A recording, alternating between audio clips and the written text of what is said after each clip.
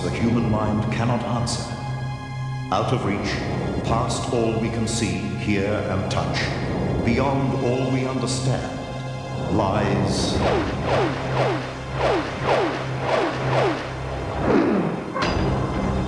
the extraordinary.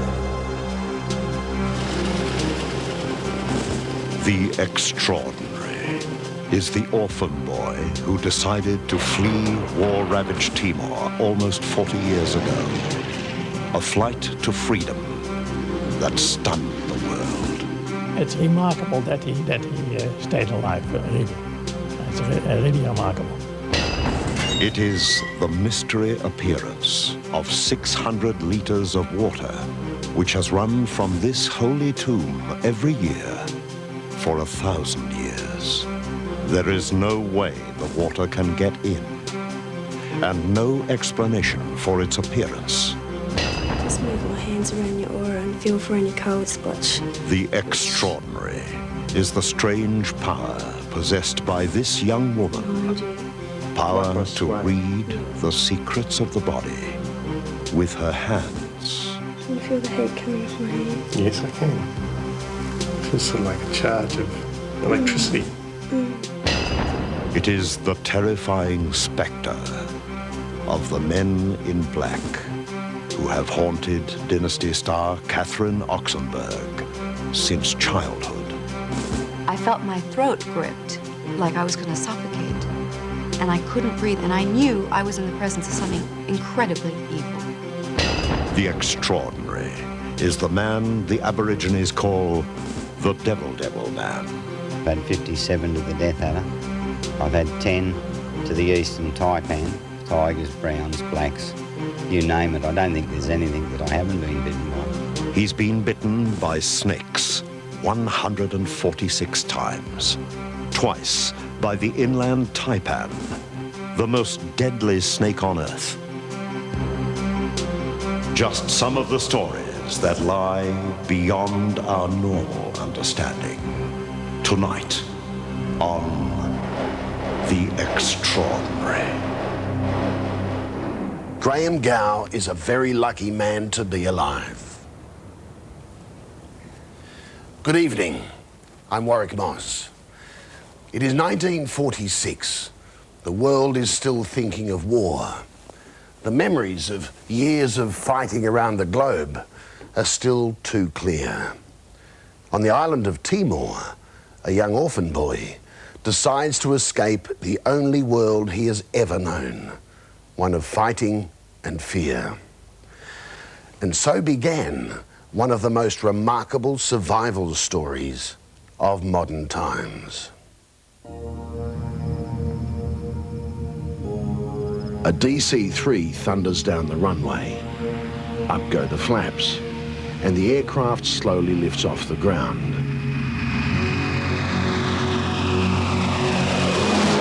It's a normal takeoff, except for one thing.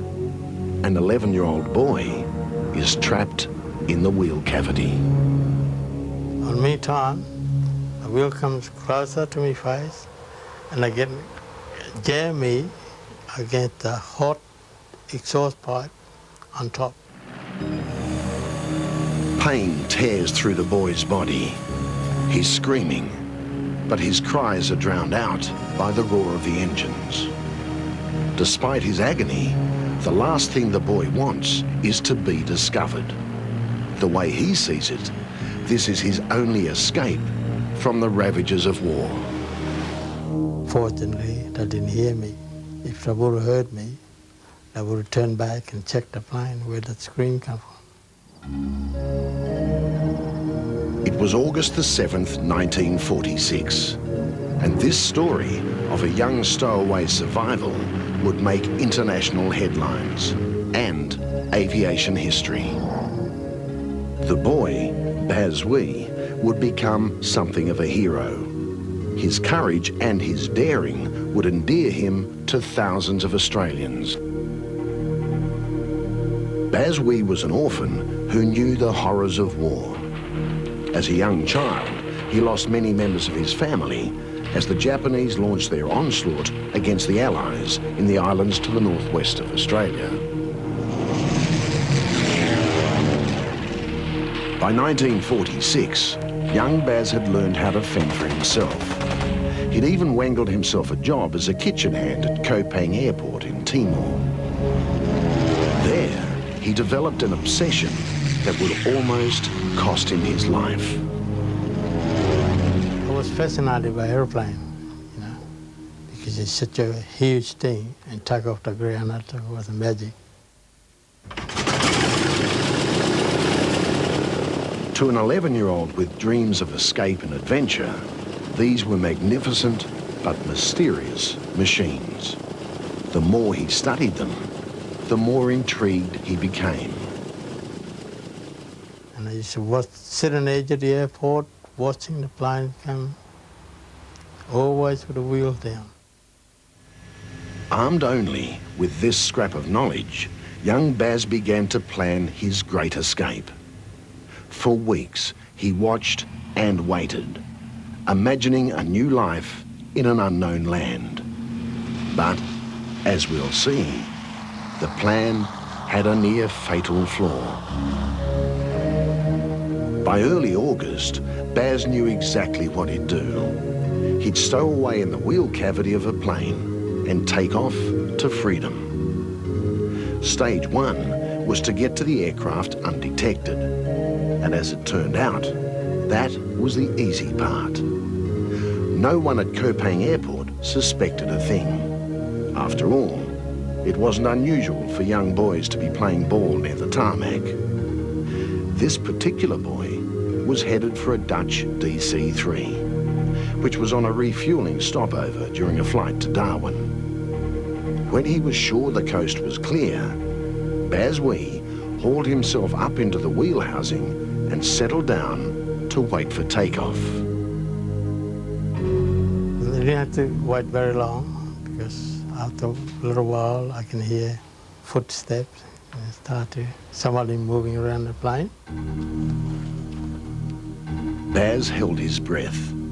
The slightest movement, the slightest noise, and his adventure would be over before it had even begun. I was hoping that he wouldn't look up, he would see me, see? So far, so good. But what about that flaw in Baz Wee's plan? You'll remember, he'd never flown in an aircraft. He'd only ever seen them take off and land. And as far as he knew, the wheels always stayed down. The housing was always empty. The perfect hiding place for an 11-year-old stowaway. Gradually, the plane is moving. I feel relief, because I'm actually leaving the place.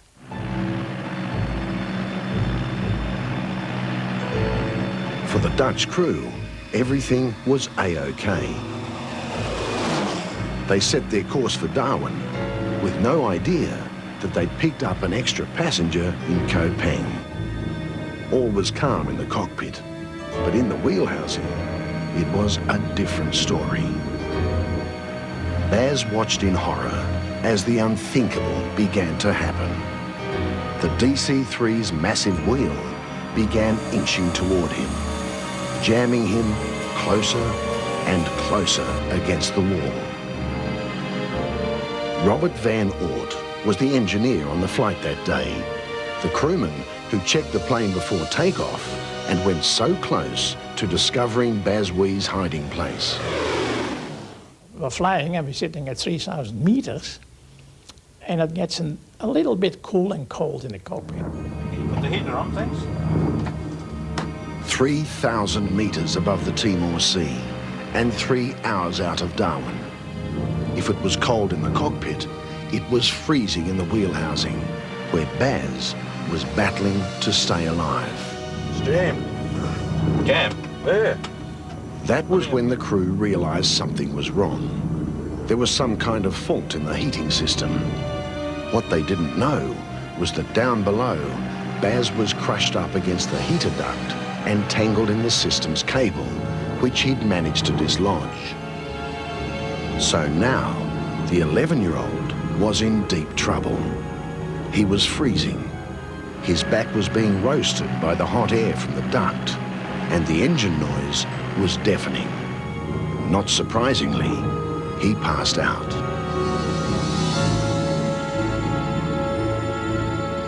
As the DC-3 approached Darwin, the crew prepared for landing, still oblivious to Bazwee's plight.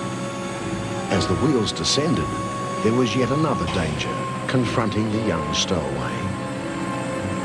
He was lying there unconscious, and there was every chance he'd plummet through the open trapdoor of his hiding place. When we landed on Darwin, it was dark, of course, you know, landing lights on and everything else. And landed in Darwin, and everything was fine, you know. Beautiful landing. Most of the landings are at night and are beautiful, you know. A beautiful landing Baz didn't see and almost didn't make. It wasn't until the crew went to secure the aircraft's undercarriage that they made their astounding discovery. Come over here, help me. There's a boy in here. We discovered this little fellow sitting in there. Well, which was, you know, which was a shock, to be honest, because you don't expect something like that sitting in there in the first place. Jeez, how'd you get in? I thought, boy, how can a fellow sit in there, you know, and not getting crushed? And he didn't move, of course, and we talked, nothing happens. He was totally out. Bring it in. He was near frozen, badly burned, and still unconscious.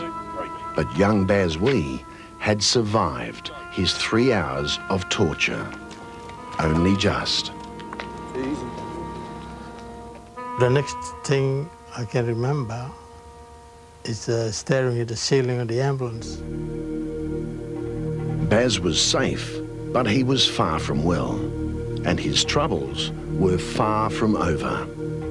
He would spend 4 months recovering in Darwin Hospital, only to be told he was an illegal immigrant and would have to be deported back to Timor. But the people of Darwin rallied and took this brave little boy into their hearts, and eventually into their homes. Community support was so strong, the Australian Immigration Minister himself stepped in and declared that Bazwee could stay.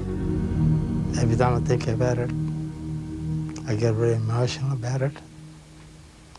To have people come and help me. I mean, how many guys would you, as an intruder, illegal immigrant, like the red carpet? So Bazwee did find his new life in Darwin. It was there he was adopted, married, had children and grandchildren. It was there he's lived happily for the last 48 years. But a couple of years ago, his wanderlust returned, and he decided to retrace the journey he made as a child, this time in comfort. Just once, he wanted to see that old airfield at Koh Peng in Timor, his mother's grave, his old home, and the 4 brothers and a sister he hadn't met since he left Timor all those years before. It was a remarkable reunion. You see, his family never knew of his adventure. To them, he'd simply disappeared from the face of the earth. Like everyone else who's heard Bazwee's story, his family were dumbfounded, absolutely amazed by his audacity, his endurance, and his good fortune. Sentiments echoed 48 years after the event by engineer Robert Van Oort. It's remarkable that he stayed alive, really. It's really remarkable.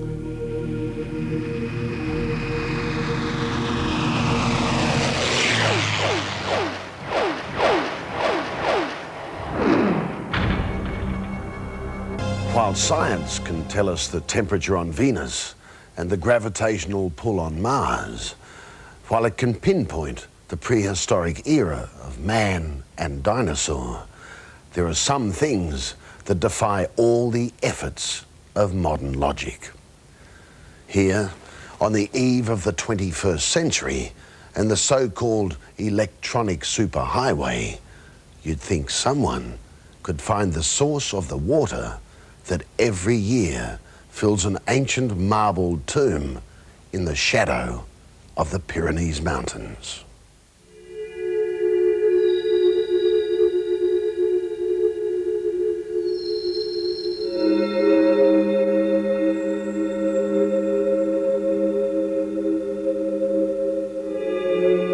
The tomb is 1,000 years old, and it sits in the shadow of the old church in the tiny village of Arles-sur-Tech, in a valley of the eastern Pyrenees in the south of France. To the 3,000 villagers who have witnessed the miracle, it is known as the Magic Tomb. It has been credited with curing illness, removing pain, and a host of other unexplainable feats. But it is not the healing power that is the true miracle of the sculpted marble vault. It is the water. Pure crystal water, 600 liters of it that pour from the tomb each year. Water from nowhere. It has been pouring from the tomb since the relics of 2 Persian saints were placed inside on October 24th, 960 AD. The first time you see the water run, it's very impressive. When the priest used to put a siphon in and the water poured, you would have really said that it was a faucet, a natural spring. And it's quite an amazing spring. It's a wonder that sparks your curiosity, even if you are a bit skeptical, because it is abnormal for water to come out of a tomb. The water does not come from seepage. There is no way it can enter the tomb, which sits on small pedestals above ground and separate from the walls of the church. Yet for 1,000 years, the 300-liter tomb has given out twice its own volume of pure water every year. The people of Arles-sur-Tech all have bottles of the holy water in their homes and faithfully use it to cure everything from colds to bad luck. In every home in Arles, you'll find the holy water, whether it's a religious home or non-religious. Everyone has a bottle of the holy water. To this day, the townsfolk have gathered every July 30th for a procession to honor the patron saints of the village whose relics lie in the tomb. After the procession, a mass is held, and as part of the ceremony, the parish priest, Father Augustine, distributes a few liters to those who have come from all over France to attend the service. There is a distinct ritual to using the holy water that has been observed for 1,000 years. You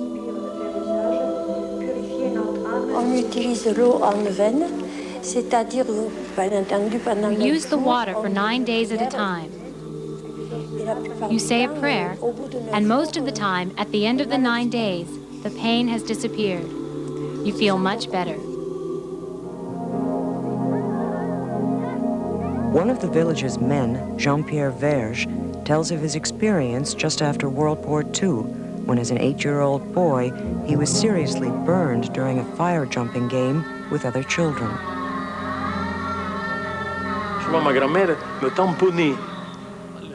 I saw my grandmother rub down my legs with the water.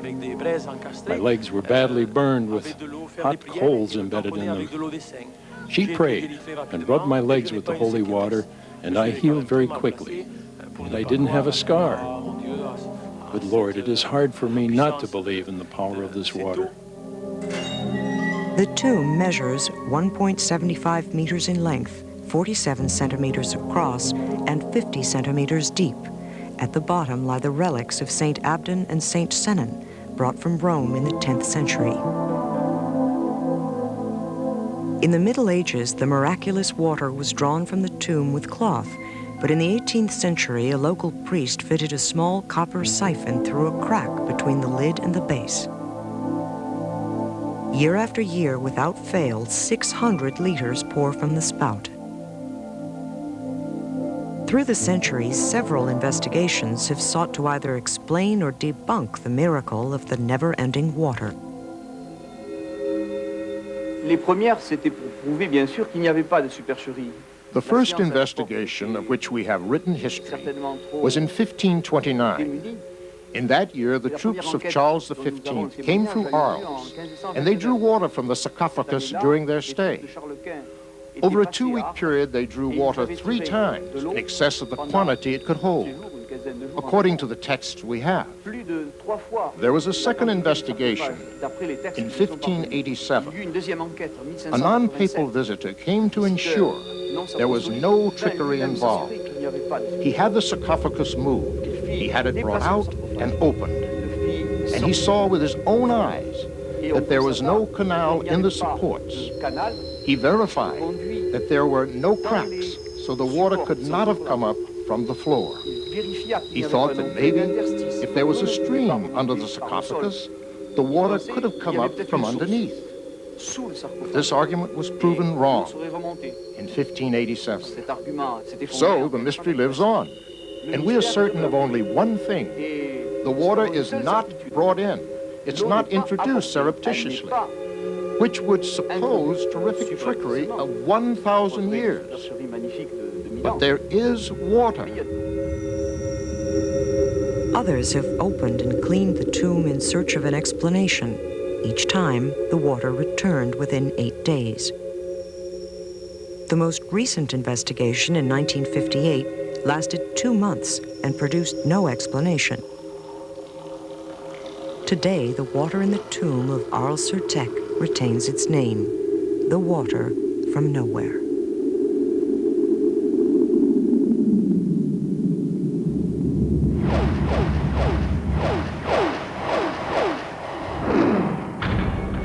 Show together, we come across people with remarkable stories. Some write letters, others are uncovered through our research. Then there's the case of a young woman named Melissa.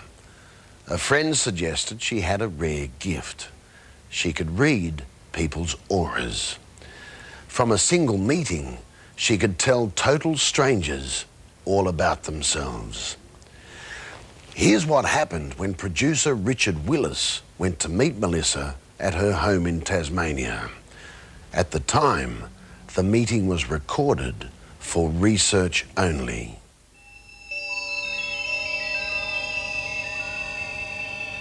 Just move my hands around your aura and feel for any cold spots, which you may get headaches, or I'll pick that up. Right, you get lower back pains just in here. I do. You must lift weights of some kind because there's always tension in your arms just here. Can you feel the heat coming off my hands? Yes, I can.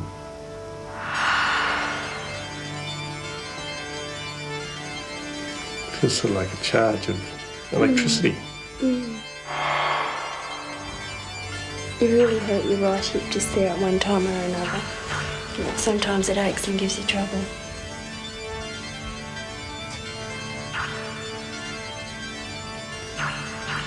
With your left leg, it's more in your thigh. You've got clicky knees.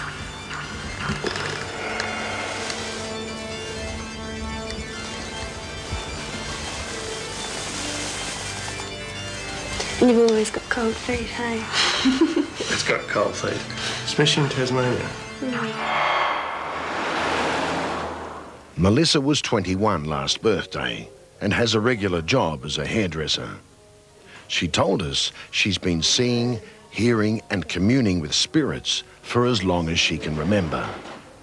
But only recently has she been able to harness these powers into the art of aura reading. That's how she was able to tell our producer, Rick Willis, about those ailments, even without touching him. Melissa says it's all a matter of her sensitive fingers picking up temperature changes which in turn indicate where the problems lie. But how accurate was she in Rick's case? And remember, this wasn't a planned consultation. Rick and Melissa had never even met before the filming began. The things that you were absolutely correct with was the back pain, definitely in that region. I have it all the time, although it's been correcting.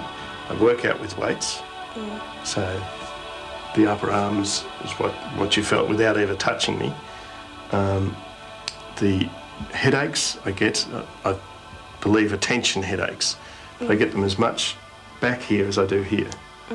So I don't know whether they are related or not. The hip and the left leg, which you pointed out, were an accident, a ski accident. But there was more. According to Melissa, she and Rick were not alone. There was another presence, Rick's personal guide through life. His name is John. He's got a long beard, comes down to here. He's been with you all this life. He's behind you. The way you're able to see him is to adjust your vision of your eyes, look into your mind and see the first vision projected. Rick too says he felt something or someone was there. So Melissa asked him to describe this invisible guide called John. Grey hair. Yes. He seems to have a robe and sandals. Yes. What colour's the robe? It's a purpley... I think it's got purple in it. I think it's not bright, it's dull, it's a dull colour. That as well as another colour. White, I think or an off-white. I think it is. Yeah, the colours he's wearing are brown, cream and slight bits of purple. Can you feel it? Run your hands around, just let your hands flow. There he is. You can feel it. I can feel something. Yes, It's they're like... not hard to feel, they're not. I had a visit from an angel a couple of weeks ago, come over here. So, my hands in my rumpus room were icy cold. I went over to him and I put my hands in his energy field and they went red hot. Red hot. Your hands will go really hot and clammy and sweaty and you'll start to feel tingly and you'll probably feel shaky because it's the energy that he's giving off to you, you see. It's not on your frequency and your body is adjusting to it at the moment. So what does your guide do? What's your guide? He helps you, like, you'll be driving along the street and you'll hear a voice in your head, there's police up ahead, and you'll think, don't be so stupid, and you'll think that was me. You go up the road a bit further and there's police up ahead and you'll think, oh God, why didn't I listen? So I suppose the question arises, what can Rick do about his ailments? And is there any way his guide John can help? So you look inside here, just visualise inside your body, and can you see a dark spot just there where you get all your aches and pains? You'll see dark spots. Fill it with white light. Fill it. And you concentrate, you're not there. And you'll find that after a while, a few weeks maybe, these tensions will be relieved. And you'll feel, if you ask John too, like, just again, just to put his hands there on your forehead, wherever the pain is, and just relieve it for you. I feel you coming forward. Yeah. My hands are drawing you down. Yeah, I was. Yeah. It's like I was swaying. Yeah. It's because the energy in your aura is being adjusted to suit John's, like he can connect with you now and say, look, don't do this sort of thing. You can't do that, and you like say why, and he will tell you the exact reason. It's now several months since that meeting. Rick tells us that John is still around. Still seems to be a kind of comfort he can't explain. And as for those recurring headaches, they've completely disappeared. In coming weeks, we plan to see more of Melissa. She'll test her skills on total strangers.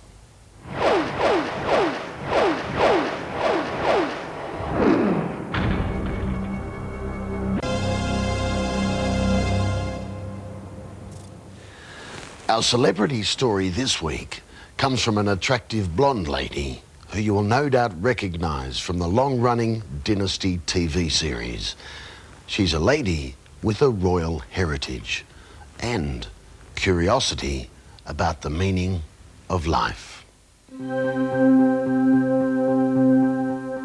The two things that stand out about Catherine Oxenberg, apart from her beauty and that certain regal aura, are her mothers. The mother television viewers know best from Dynasty is the one we love to hate, Alexis Carrington, played with razor-sharp claws by Joan Collins. I paid for them all. The other one, the real one, is Princess Elizabeth of Yugoslavia, second cousin of Prince Charles.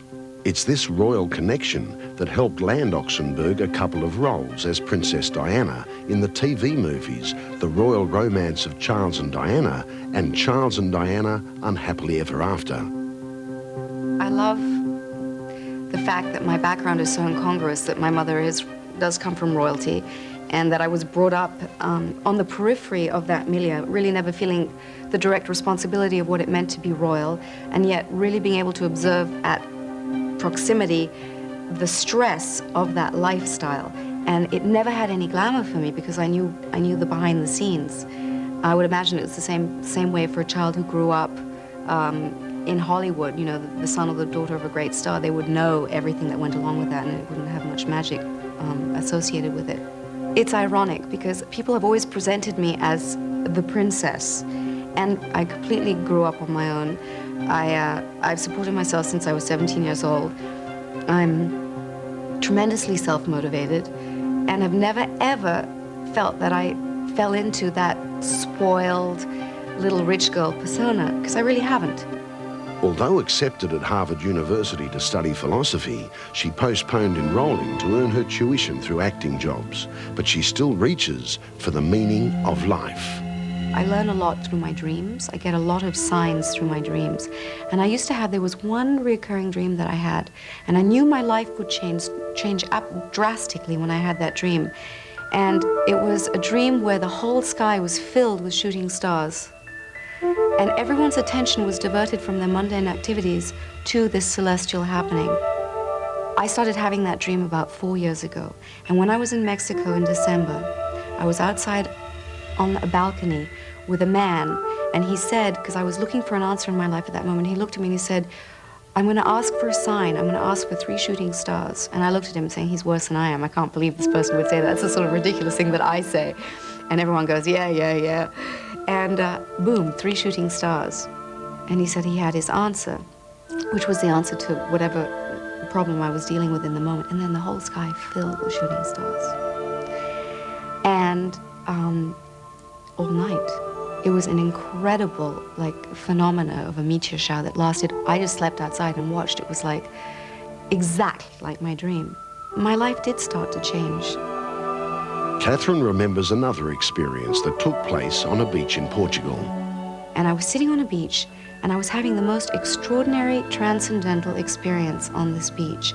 I just felt totally at peace, in pure meditative state, just completely at one with the universe, and just like I wanted nothing. I was completely content, a rare moment. And I opened up the book at where I'd left off, and the book started at the chapter, and it said that the character had traveled all the way across the world, and it ended up on a beach in a little fishing village called Cascais, Portugal. And I was sitting on that beach. And he started to describe the exact experience that I was having in that moment. But not all of her experiences have been pleasant. There was a night during her childhood that haunts her still. I had a visitation with what I call an apparition that was a very dark energy that I called as a child the men in black. And I didn't know what it was, except subsequently a lot of friends of mine have collaborated, my report, corroborated that they have seen what they called the men in black. And all I know is that this figure stood halfway across the room, and it woke me up. And I felt my throat gripped, like I was going to suffocate. And I couldn't breathe, and I knew I was in the presence of something incredibly evil. And I was 10 or 11 years old. It was all I could do to muster all the energy to crawl on all fours up 2 flights of stairs past it to get to my mother's room to say that I thought I'd seen a ghost. Interestingly enough, the father of my child told me when I met him that he had seen, as an adult, he had had a visitation from what he called the men in black, 3 of them who had appeared at his house in Malibu at the end of his bed, and he felt his knees buckle and like he'd lost all the strength in his body, like he couldn't move. So, it's very eerie, but who knows whether that is a form of extraterrestrial or a form of the darkness, and whether, who knows? Who knows? I feel like I'm lucky I'm alive. That's how frightening it was. I feel like this energy was so powerful it could have sucked the life force out of me.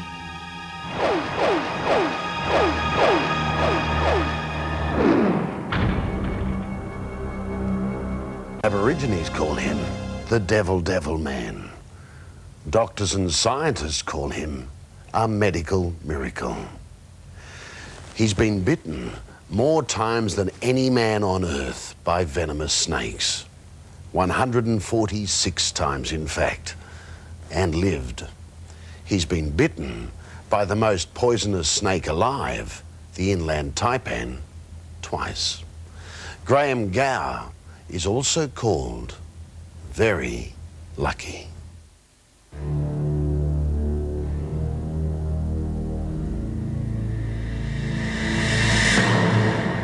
One of the largest, rarest... The Aborigines around Darwin call him Devil Man and treat him with respect. Paul Hogan called him in to handle all the snakes in the Crocodile Dundee movies.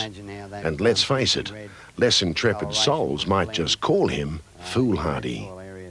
But 53-year-old Graham Gower sure knows and respects his snakes.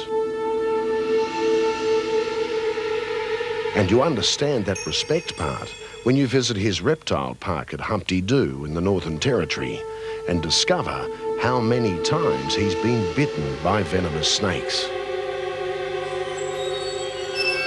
The snake that I've been bitten by most is the death adder. I've had 57 to the death adder.